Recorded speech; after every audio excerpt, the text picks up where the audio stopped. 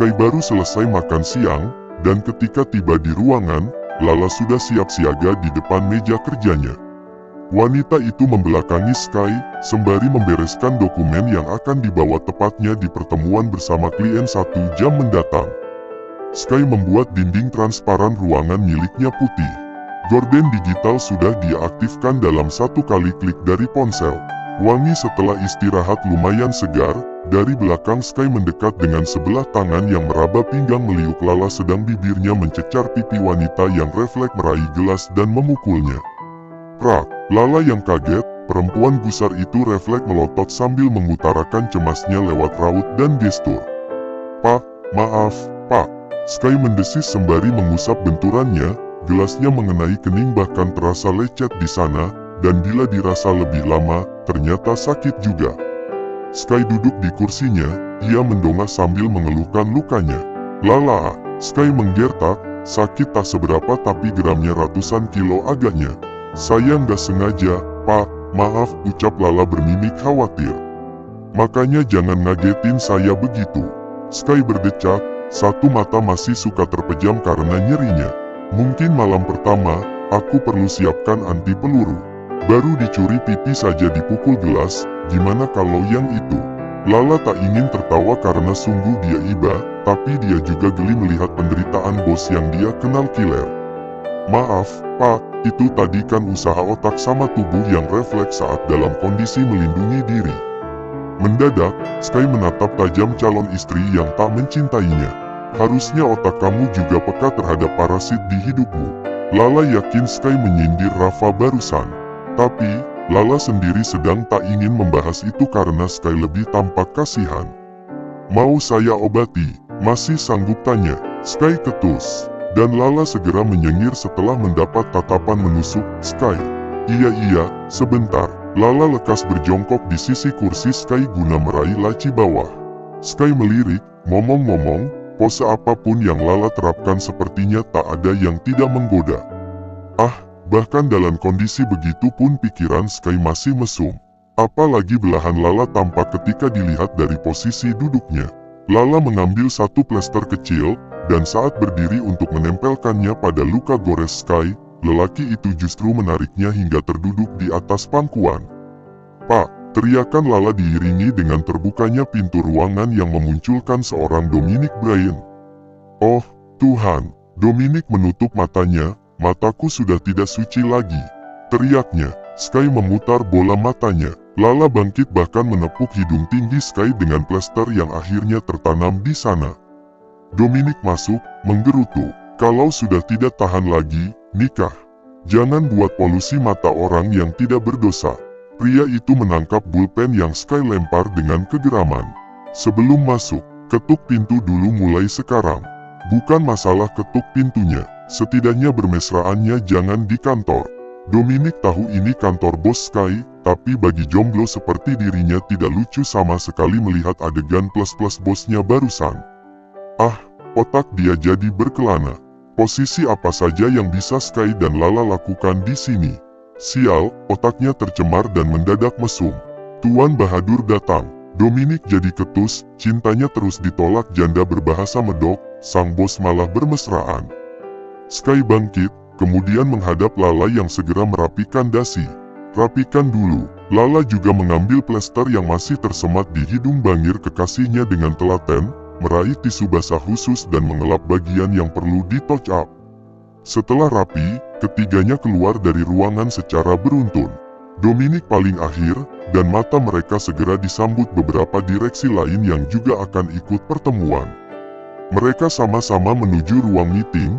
Di sana sudah ada saudagar kaya dari Arab yang selama ini menjadi vendor alat berat untuk Xmeria Konstruksi milik Xmeria Group. Langsung saja, Sky duduk dan mereka memulai obrolan agar cepat rampung karena sejatinya Sky tak betah berlama-lama ketika Lala dijadikan destinasi mata Tuan Bahadur. Sepertinya, bos Arab itu memang menyukai Lala sedari lama. Bisa dilihat dari cara orang itu membasahi bibirnya ketika menatap Lala. "Bisa dengarkan saya dulu." Sky menggebrak meja agar Bahadur memutuskan pandangan ke arah calon istrinya yang bahkan tak sadar. "Tentu saja." Bahadur siaga, Xmeria akan menukar tambah alat berat yang sudah harus diganti. Tidak diharapkan, tapi Anda harus memberikan kesempatan bertransaksi yang menguntungkan. Bahadur manggut-manggut, boleh saja, kita sudah menjadi partner relasi yang baik. Tenang, saya akan berikan penawaran terbaik saya, apalagi kalau... Bahadur menatap Lala. Lala mau makan malam bersama saya malam ini. Perkara yang memancing Sky untuk meraih kerah jas lelaki itu. Bos, Dominic segera maju untuk mendorong tuannya. Bahadur yang tidak tahu apa-apa terbengong menatap kemarahan Sky. Apa salahnya mengajak makan malam saja? Dominic menjadi penghalau tubuh Sky yang agaknya ingin menerkam mangsa. Kau pikir aku tidak tahu isi otakmu? Bahadur berdiri tidak terima. Hanya karena sekretaris biasa kau memperlakukanku seperti ini, Tuan Sky. Kasih paham dia. Sky ngeluyur pergi dengan raut tak suka. Sementara Dominic berusaha memberi pengertian pada Bahadur. Direksi lain hanya bengong, sedang Lala ikut keluar mengekori bosnya. Yah, berapa kali saja Sky memutuskan kerjasama ketika dia mulai digoda relasi mereka. Pak, putuskan kerjasama kita. Dengar, belum apa-apa sudah begitu. Lala tak mau gegabah. Tapi, Pak, kita tidak akan pernah bisa mendapatkan merek alat berat yang sebaik milik Tuan Bahadur. Persetan dengan itu, Sky selalu berapi-api, dan selama ini hanya Lala yang bisa memberi penenangan pada lelaki arogan itu. Lala maklum, tapi, hanya menawarkan makan malam, tidak berarti negatif, Pak. Mendadak, Sky berhenti langkah, dan berbalik menatap kekasihnya. Tapi kalau aku yang menawarkan makan malam padamu, kau sudah pasti akan berpikir negatif.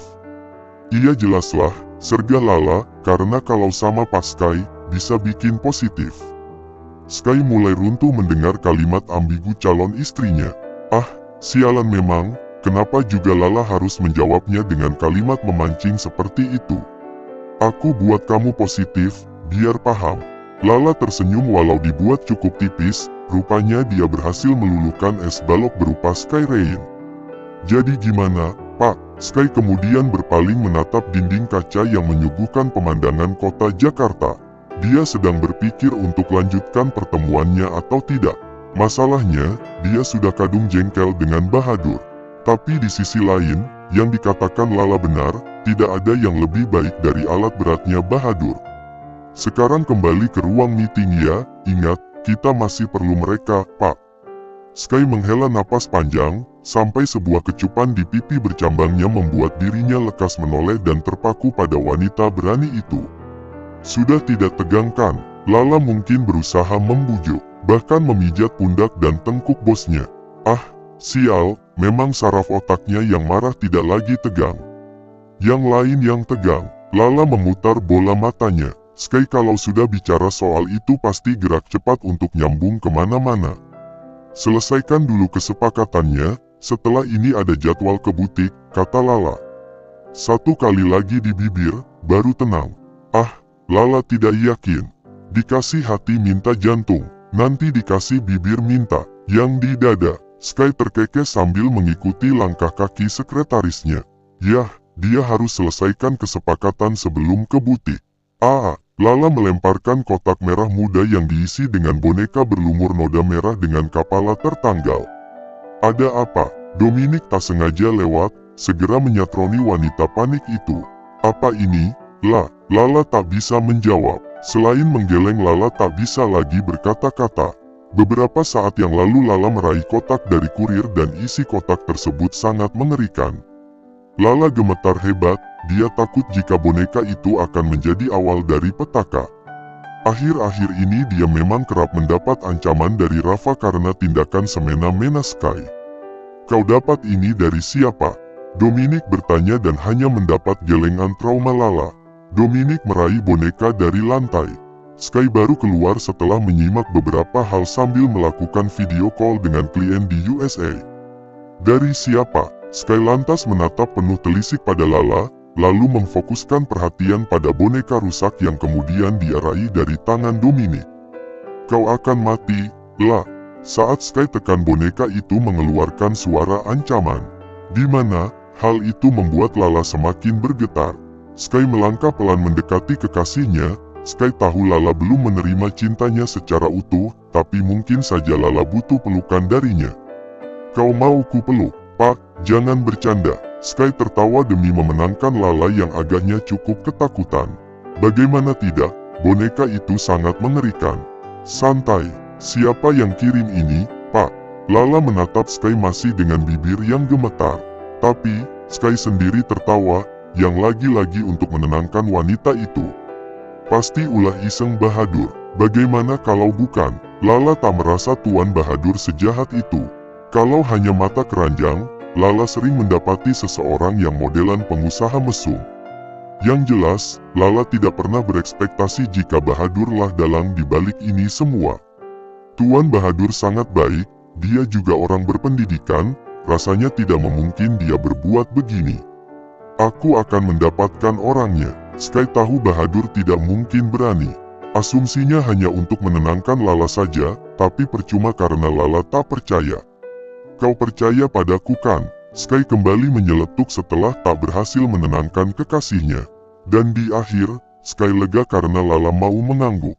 "Beberapa jam yang lalu, kau bahkan bisa menamparkanku dengan gelas. Kau juga harus berani saat mendapatkan hal iseng seperti ini, mengerti? Bagaimana kalau yang mengirim tidak sedang iseng?" Lirih Lala. Di depan mereka, Dominic sibuk membolak-balikkan kotak yang tak ada nama pengirimnya. "Kita akan tahu siapa orangnya secepatnya." Lala percaya, Sky memiliki keahlian meretas, dan berbagai macam ilmu it lainnya. Dalam waktu sekejap, Sky pasti bisa mengembalikan rekaman suara yang telah diedit itu, semula. "Kemasi barang-barangmu, kita pulang." Lala mengangguk, lalu meraih tasnya meski dengan gerakan tremor. Sky menghela napas, lalu meraih tangan itu perlahan dan lembut, lalu meremasnya sebagai penenang. "Ada aku, kau bersamaku." Sky ingin memeluk, namun, sontak Lala menarik kembali tangannya. Pas Sky lebih menakutkan dari boneka yang tadi.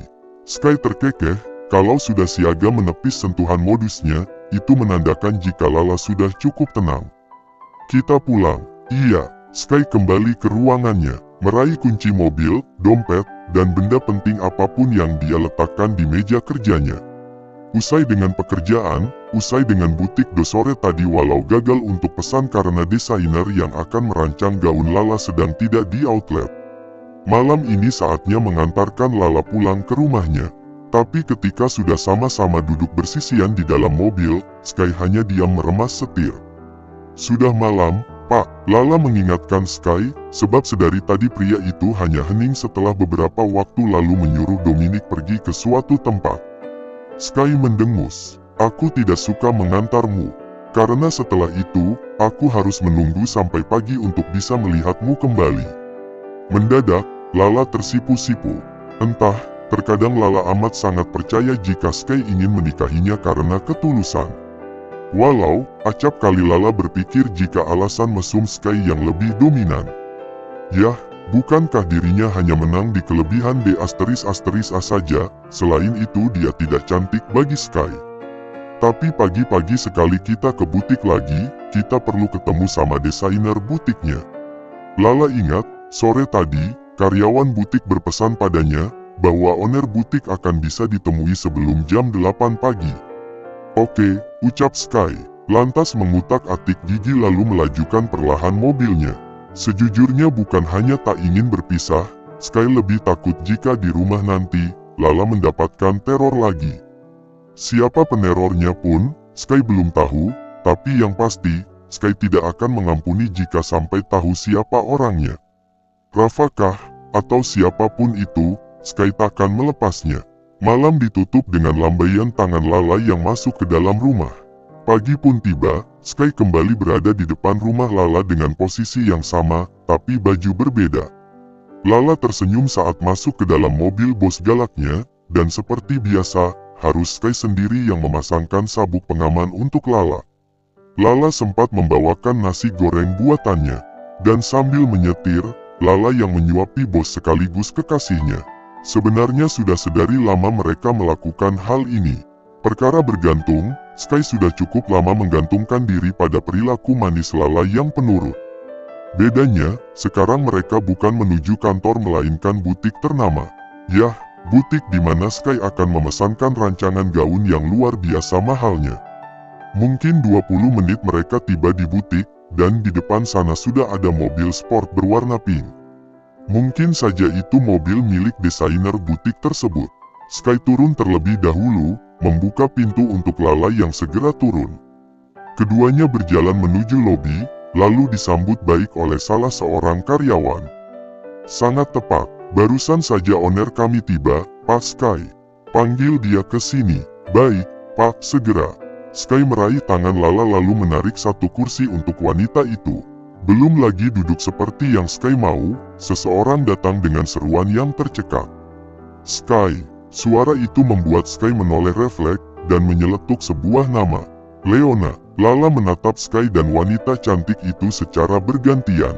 Ada selaiva yang tiba-tiba meluncur ke tenggorokannya secara pelan. Nyonya Leona, wajahnya memang mirip dengan foto yang terserak di sudut-sudut dinding rumah Sky. Tapi, benarkah seseorang yang sudah meninggal hidup kembali?